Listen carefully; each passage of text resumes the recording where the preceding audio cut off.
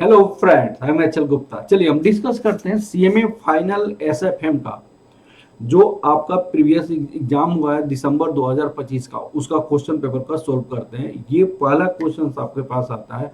MCQ मैंने अभी छोड़ दिया है। अभी आपका 2A का क्या क्वेश्चन है, कैसे इसको सोल्व करेंगे, ये क्वेश्चन को हम बनाते हैं। ये क्वेश्चन कैपिटल बजटिंग का है। कैपिटल बजटिंग में आपको सिंपल रिप्लेसमेंट का क्वेश्चन है, जो कि मेरी स्टडी मटेरियल से कोरिलेटेड है। आपका क्वेश्चन है, पेजम्स limited is a leading manufacturing and railway parts for the passenger coach and freight wagons. Due to high wastage of the material and the quality issue, the production, the general manager of the company is considering the replacement of the machine X with the new computer numerical control CNC machine Y. एक X machine already company में चल रही थी। X machine, यहाँ पे एक machine X आपका already चल रहा था। इस मशीन को हम रिप्लेस करना चाहते हैं, इस मशीन को। तो जो भी मशीन चलता रहता है उसकी क्या होता है, बुक वैल्यू होता है। और उस मशीन को क्या करते हैं आप, सेल वैल्यू करते हैं। उस मशीन को सेल करते हैं। अब देखिएगा, उस मशीन का उन्होंने कहा कि बुक वैल्यू आपका 4,80,000 है, उसको सेल कितना किया गया, 1,80,000 में सेल किया गया। अगर आपको इसकी बुक वैल्यू आपका 4,80,000 है और उसको जब सेल करेंगे तो 1,80,000 हो जाएगा।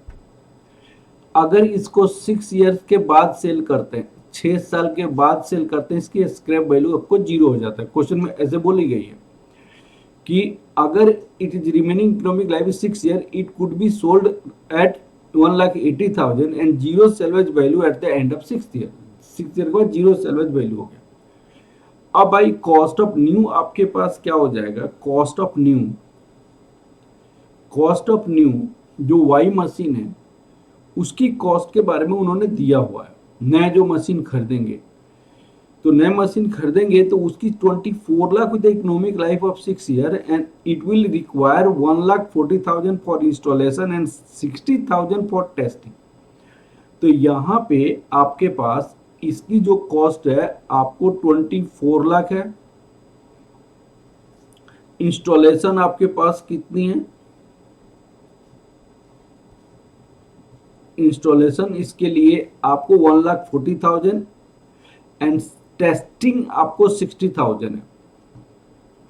1,40,000 है और टेस्टिंग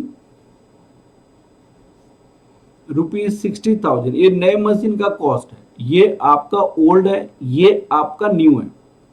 उसके बाद क्वेश्चन को फिर आगे पढ़ते हैं।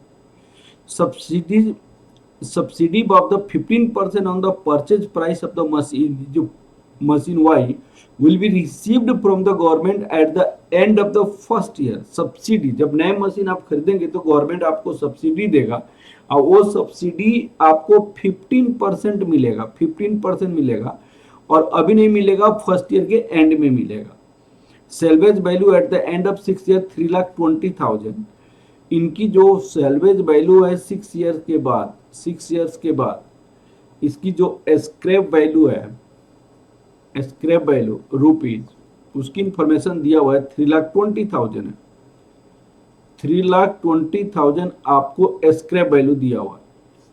The general manager estimate that the annual saving due to installation of the machine Y include the reduction of the 3 skill workers with the annual salary of rupees 1,68,000। अब क्वेश्चन है कि मशीन वाई को X को replace किया गया। X को replace करने से आपको सेविंग इन आपका क्या हो जाएगा, सेविंग, क्या सेविंग आपका होगा। सबसे पहले आपका सैलरीज ऑफ 3 एम्प्लॉय, जिसकी at the rate of rupees कितना, 1,68,000 रुपीज से सेविंग होगा। 1,68,000 रुपीज से हर एक साल की सेविंग होगी। फिर आपसे क्या पूछी गई है, और ₹4,80,000 पर reduction wastage of the material.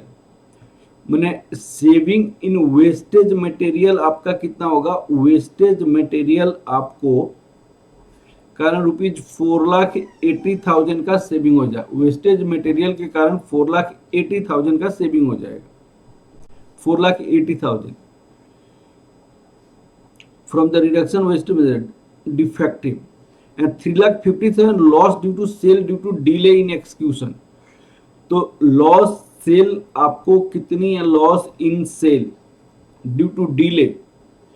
अब डिले इन एक्सक्यूशन के कारण उनके पास कितना 3,50,000 का ये भी आपका सेविंग हो जाएगा, 3,50,000 का, 3,50,000 का। उसके बाद देखिएगा from the loss due to sale of purchase operation of the machine Y will be required of the services trained technician with annual salary 3,90,000 and maintenance आपको इतना है, लेकिन वाई के कारण एक्सपेंसेज भी है। तो एक्सपेंसेज क्या है आपका, सैलरी, एक सैलरी ऑफ ट्रेंड इंप्लाई का, उस पे कितनी है 3,90,000 का सैलरी है, और एक और है आपका ऑपरेशन एंड मेंटेनेंस कॉस्ट आपके पास कितनी है, operation and maintenance cost, operation and maintenance cost आपके पास है 1,54,000, 1,54,000 का ऑपरेशन एंड मेंटेनेंस कॉस्ट है। ये आपका सेविंग है, ये आपका कॉस्ट है, ये आपका सेविंग है, ये आपका कॉस्ट है ड्यू टू न्यू। ये वाई की इंफॉर्मेशन है, ये एक्स का इंफॉर्मेशन है, ठीक है। अब आपके पास tax rate 30% and require rate of return 14% है। आपके पास टैक्स रेट कितनी है 30% है, और cost of capital that equal to discount rate 14% है। अब आपको इवेल्युएट करनी क्या रिप्लेसमेंट करना हमारे लिए बेटर डिसीजन होगा या नहीं होगा, क्या रिप्लेसमेंट करना हमारे लिए बेटर डिसीजन हो। Assess the net present value निकालनी है। नेट प्रेजेंट वैल्यू का मतलब net present value equal to present value of cash inflow minus present value of cash outflow निकालनी है, ठीक है। अब देखिए इस क्वेश्चन में एक पॉइंट दिया हुआ है, ignore tax saving on loss due to sale of existing machine. इन्होंने कहा कि भाई इग्नोर कर। तो कोई भी रिप्लेसमेंट की क्वेश्चन में मैं आपको बताता हूं 5 वर्किंग नोट करना पड़ता है। 5 वर्किंग नोट, सबसे पहला वर्किंग नोट क्या होता है, सबसे पहले आपको tax effect due to sale of old, tax effect due to sale of old, sale of old के कारण टैक्स इफेक्ट। दूसरी वर्किंग नोट क्या होता है, present value of incremental cash outflow, incremental cash outflow. तीसरा वर्किंग नोट क्या होता है, इंक्रीमेंटल डेप्रेसिएशन, इंक्रीमेंटल डेप्रेसिएशन। ये आपकी वर्किंग नोट है। फोर्थ वर्किंग नोट क्या है, incremental operating cash inflow, operating cash inflow. Fifth working note क्या होता है, terminal cash inflow, terminal cash inflow. ये 5 वर्किंग नोट करना पड़ता है, तब आपके पास नेट प्रेजेंट वैल्यू निकलता है। अब इस क्वेश्चन में ये वाली वर्किंग नोट हमें करने की जरूरत नहीं है, ये वाली वर्किंग नोट करने की जरूरत नहीं। क्यों नहीं है, tax effect due to sale of old equipment, old equipment को सेल करेंगे तो टैक्स का इफेक्ट आएगा। जैसे हमने आपको 4 लाख, बुक वैल्यू इनकी कितनी थी 4,80,000 रुपया थी, सेल कितना में किया 1,80,000 में सेल किया, तो यहाँ पे शॉर्ट टर्म कैपिटल लॉस हो जाएगा 3 लाख रुपया। इस पे टैक्स की बेनिफिट मिलती, टैक्स की benefit 30% of 3 lakh rupees, 90,000 rupees tax की बेनिफिट मिलती। लेकिन इन्होंने क्वेश्चन में क्या बोला है, ignore tax saving on loss due to sale of existing equipment. क्या आपको टैक्स की जो सेविंग हो रही है उसको इग्नोर करना है, तो ये वाली वर्किंग नोट आपको करने की जरूरत नहीं है, ये वाली वर्किंग नोट करने की जरूरत नहीं है। ठीक है, अब आपको तीसरी working note present value of incremental cash outflow, क्या आपको इंक्रीमेंटल कितना पैसा गया उसके बारे में सब आपको बताना है।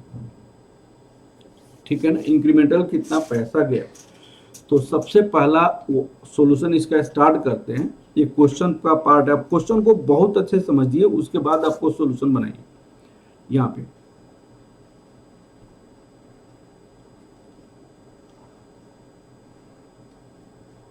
Working note first, calculation of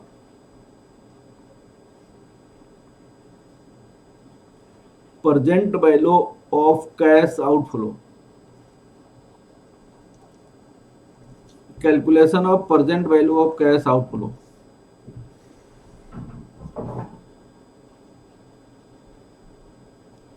cost of new machine Y, Y का कॉस्ट कितनी है 24 लाख है। Add installation cost, installation cost है 1,40,000। टेस्टिंग कॉस्ट, टेस्टिंग कॉस्ट है 60 लाख। तो इसको हम अभी मान लेते हैं कैपिटल एक्सपेंडिचर इतना हो गया, कैपिटल एक्सपेंडिचर हम इनको मान लेते हैं।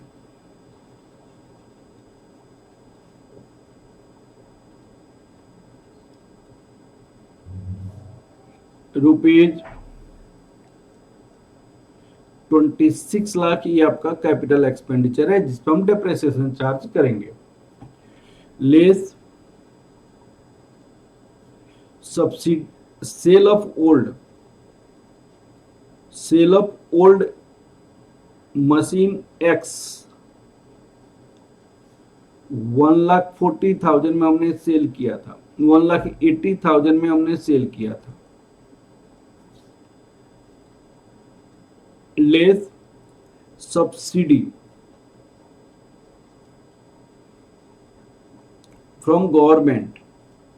अब देखिए उन्होंने कहा कि जो आपने परचेज किया उस परचेज पे 15% गवर्नमेंट सब्सिडी देता है, लेकिन 15% जो सब्सिडी देता है 1 साल के बाद देता है। तो मशीन की जो परचेज कॉस्ट आपका है ₹24 लाख है, जिसपे 15% की सब्सिडी आपको मिलती है, जो 1 साल के बाद मिलता है। अगर मान लिया जाए 1 साल के बाद मिलता है ये 24 लाख पर 15%, तो कितना पैसा हुआ भाई, 24 लाख का 0.15 ये 3,60,000 रुपया होता है। लेकिन ये 1 साल के बाद, लेकिन हम आज प्रेजेंट के डेट में निकालना चाहते हैं, तो 3,60,000 को 0.14% से प्रेजेंट वैल्यू फैक्टर 14% 1 साल, तो 3,60,000 को यहाँ पे प्रेजेंट वैल्यू फैक्टर दिया हुआ है 0.877, 0.877 तो कितना हो जाएगा इंटू 0.877, आपके पास 3,15,720 रुपया हो जाता है। तो ये आपको सब्सिडी मिला, तो इसलिए माइनस करेंगे,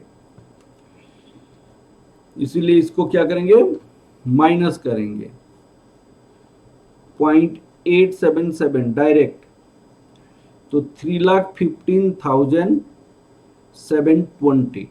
तो यहां पे क्या हो जाएगा, present value of incremental cash outflow rupees आपके पास कितना हो जाएगा 21,04,280। ये दोनों को लेस करने के बाद ये present value of incremental cash outflow हो गया। अब आप देखिए हमने जो ये बनाया था, तो ये हमने नहीं करना है, ये हमने कर लिया। अब इंक्रीमेंटल डेप्रिसिएशन निकालेंगे। अब वर्किंग नोट, यहां पे working note second, calculation of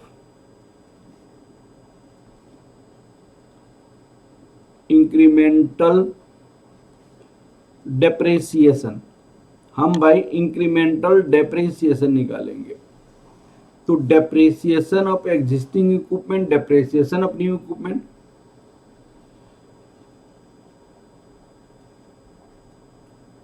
depreciation of new that equal to Y. अब देखिए यहां पे स्ट्रेट लाइन मेथड से बोला है, स्क्रैप वैल्यू ओवर लाइफ होता है। अब कॉस्ट में आपको क्या क्या हो सकता है सुनिएगा। 24 लाख हमने क्या किया, उसको खरीदने में लगाया, इंस्टॉल करने में 1,40,000 लगाया, टेस्टिंग करने में 60,000 लगाया। These all are assumed as a capital expenditure. Capital expenditure में ये आपको क्या हो जाएगा, आपका उस पर डेप्रेसिएशन लगेगा, तो 26 लाख आपकी कॉस्ट हो जाएगी। क्या स्क्रैप वैल्यू कुछ है कि नहीं है, तो हाँ जी 3,20,000 स्क्रैप वैल्यू है, 3,20,000 स्क्रैप वैल्यू है, और लाइफ इनके साथ 6 साल है। तो ये आपके पास कितना हो जाएगा, 3,80,000। अब डेप्रेसिएशन ऑफ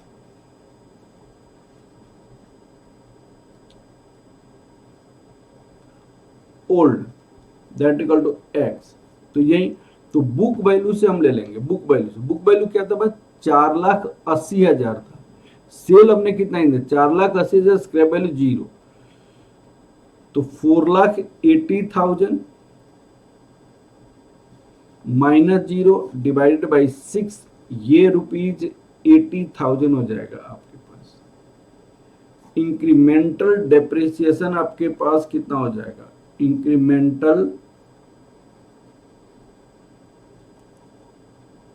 डेप्रिसिएशन ₹3 लाख आपके पास इंक्रीमेंटल डेप्रिसिएशन हो जाएगा। तो हमने ये वाली काम भी कंप्लीट कर लिया। इंक्रीमेंटल ऑपरेटिंग कैश इनफ्लो निकाल लिया, इंक्रीमेंटल ऑपरेटिंग कैश इनफ्लो। तो इंक्रीमेंटल ऑपरेटिंग कैश इनफ्लो में क्या लेंगे हम, जैसे हम नए मशीन खरीदे, नए मशीन करने के कारण कुछ सेविंग होगा, उस सेविंग को इनफ्लो के रूप में पैसा हमारे पास बचा, तो हमारे पास सेविंग हो गई। अब उसके कारण कोई कॉस्ट हुआ तो कॉस्ट को माइनस कर दें, तो नेट सेविंग ड्यू टू जो होगा वो incremental earning before depreciation and tax आ जाएगा। तो उसके बेसिस पे निकालते हैं। अब लिखिएगा next working note, working note 3, calculation of incremental operating cash inflow, operating cash inflow, incremental operating cash inflow निकालना है, इंक्रीमेंटल ऑपरेटिंग कैश इनफ्लो। अब यहां पे सेविंग क्या क्या चीज में, saving due to new employ, saving due to salary, saving due to salary of worker, salary कितना का सेविंग होगा भाई, आप जो सैलरी देते थे 3 इम्प्लाई का 168 के रेट से देते थे, ₹168 को 3 इम्प्लाई के लिए देते थे, तो कितना का कॉस्ट आपको लगता था, 5,04,000 का कॉस्ट लगता था। Saving in wastage material,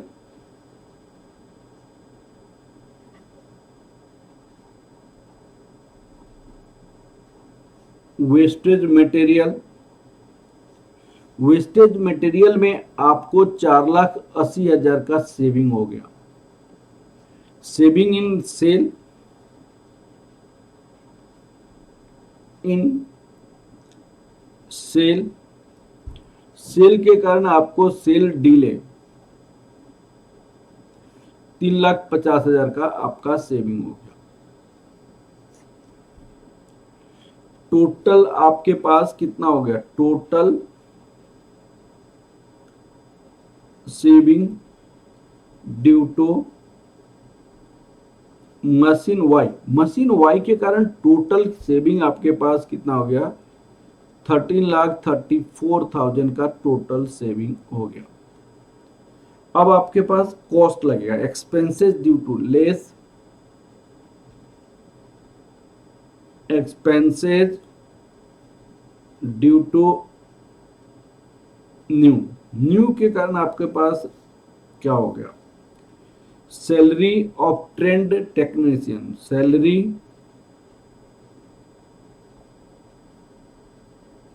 trend technician, इसका 3,90,000 का। और आपको operation and maintenance cost, operational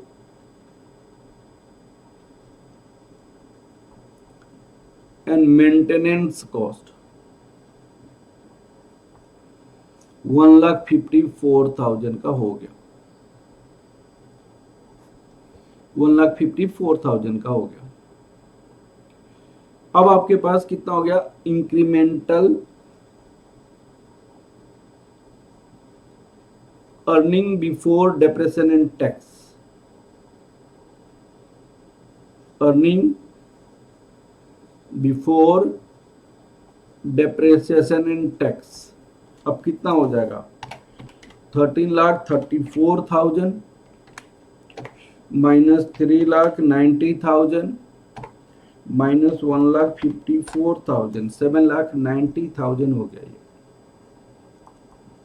7,90,000।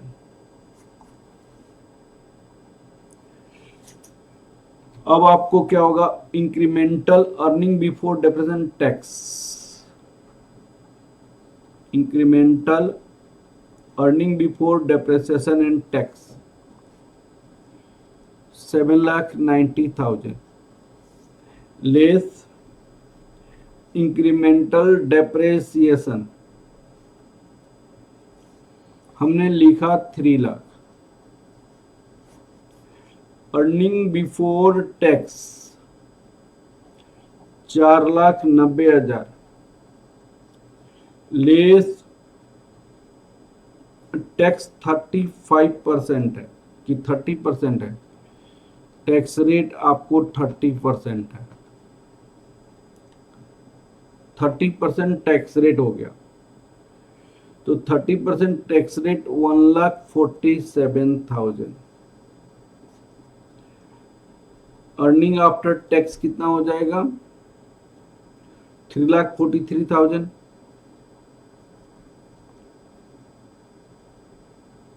43,000 add depreciation, depreciation को आप एड बैक कर लीजिए, जो माइनस किया। डेप्रेशिएशन नॉन कैश एक्सपेंडिचर है जिसपे टैक्स की बेनिफिट मिलता है, तो इसलिए टैक्स की कैलकुलेशन करने के पहले इसको माइनस करते हैं, फिर एड बैक करते हैं, क्योंकि उससे कैश का फ्लो नहीं होता है। तो 3 लाख आपके पास कंपनी में ही है, तो ऑपरेटिंग इंक्रीमेंटल कैश इनफ्लो आपके पास कितना हो जाएगा? Operating incremental cash flow 6,43,000, 6,43,000। तो ये आपको ऑपरेटिंग कैश इनफ्लो हो गया, ये वाली आपके ऑपरेटिंग कैश इनफ्लो। अब आपको टर्मिनल कैश इनफ्लो बताना है। अब सुनिए, टर्मिनल कैश इनफ्लो में क्वेश्चन में कोई इंफॉर्मेशन आपको नहीं दिया हुआ है, तो इंफॉर्मेशन आपको टर्मिनल का कैसे, नए मशीन जब खरीदेंगे तो नए मशीन खरीदेंगे उसकी स्क्रैप वैल्यू 3,20,000 रुपया है। इसकी सेल के बारे में कोई इंफॉर्मेशन नहीं दिया हुआ है, इसकी सेल के बारे में कोई इंफॉर्मेशन नहीं दिया हुआ है। अब भाई वो 3,20,000 है तो इसको कैसे करेंगे? इसकी तो इंफॉर्मेशन नहीं दिया हुआ है, तो हम एज्यूम करेंगे कि यही आपका एडिशनल टर्मिनल कैश इनफ्लो हो जाएगा 3,20,000। हम उसी प्राइस पे सेल किए, हम ऐसे एज्यूम कर सकते हैं। हमने उसी प्राइस में सेल किया करके एज्यूम कर सकते हैं।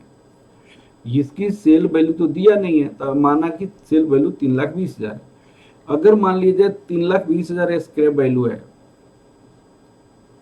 इसकी सेल का कोई इंफॉर्मेशन नहीं है। अगर 5 लाख सेल रखेंगे तो शॉर्ट टर्म कैपिटल गेन हो जाएगा। 3,20,000 हम सेल करेंगे तो no short term capital gain, no short term capital loss हो जाएगा। अगर 2 लाख रखेंगे तो शॉर्ट टर्म कैपिटल लॉस हो जाएगा। तो इसीलिए अगर इंफॉर्मेशन टर्मिनल में कुछ दिया हुआ, उसकी सेल के बारे में कोई इंफॉर्मेशन नहीं दिया, तो इसी को सेल वैल्यू मान लेंगे। तो हमारे पास एडिशनल टर्मिनल कैश इनफ्लो आपके पास कितना हो जाएगा? एडिशनल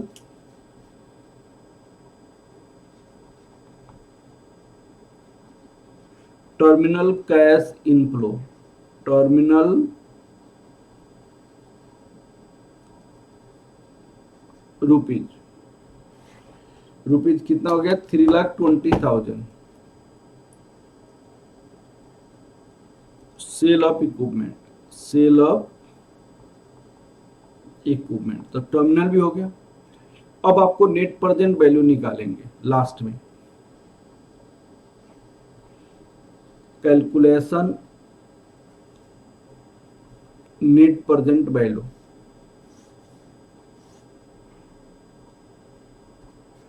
यहां पे हम ईयर लिखेंगे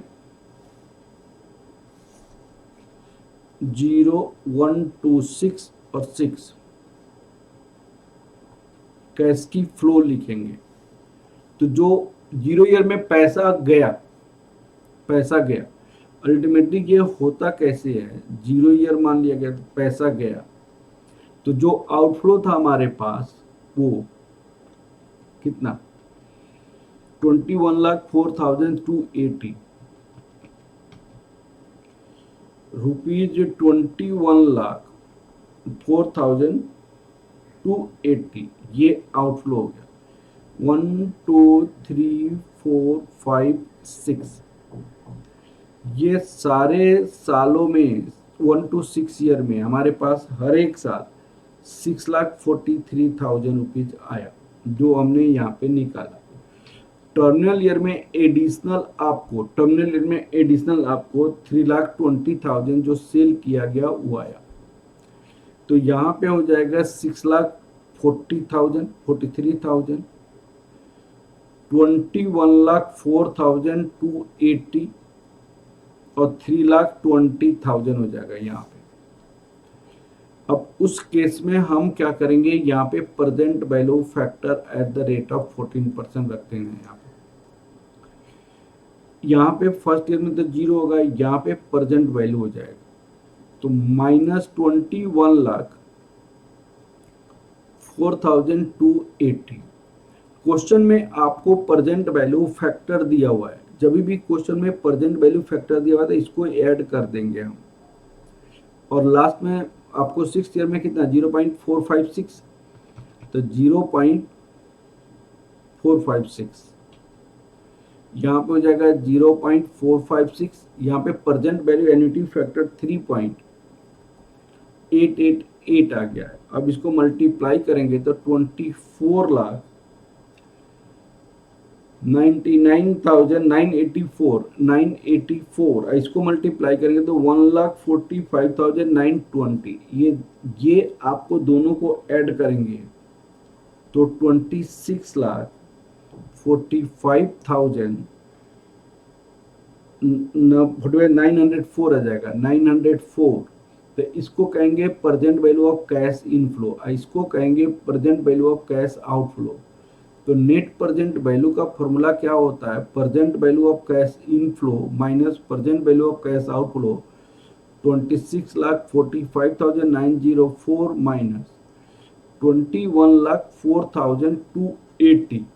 तो नेट प्रेजेंट वैल्यू आपके पास कितना हो जाएगा? ये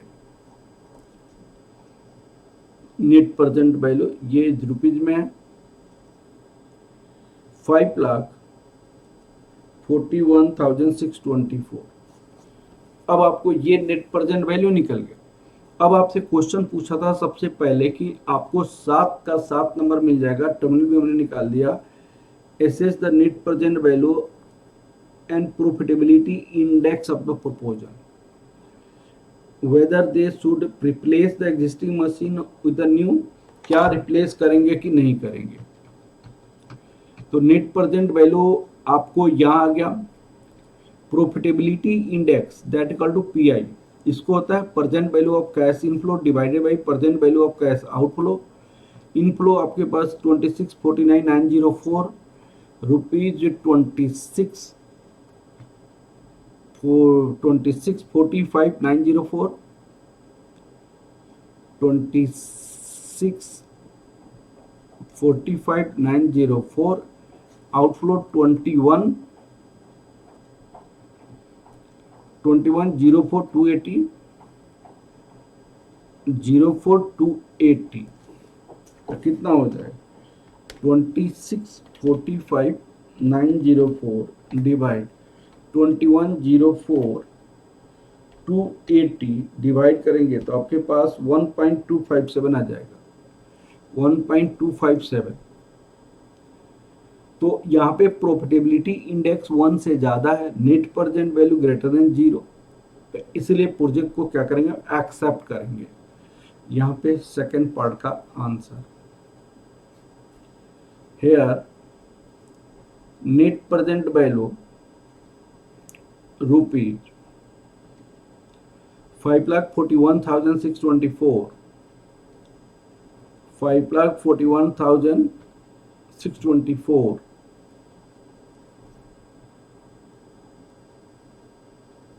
which is higher than 0 and PI 1.257 greater than 1, hence it is better decision to replace the existing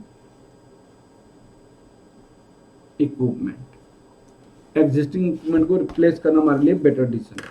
तो देखिए ये जो पीडीएफ है, जो क्वेश्चन का सॉल्यूशन है, आप मुझसे मेरी मोबाइल नंबर है, व्हाट्सअप नंबर 9312606737, आप इस पर व्हाट्सअप करेंगे, मेरी ऐप पे ये सॉल्यूशन मेरा रखा हुआ है, एचएल गुप्ता क्लासेस की ऐप पे।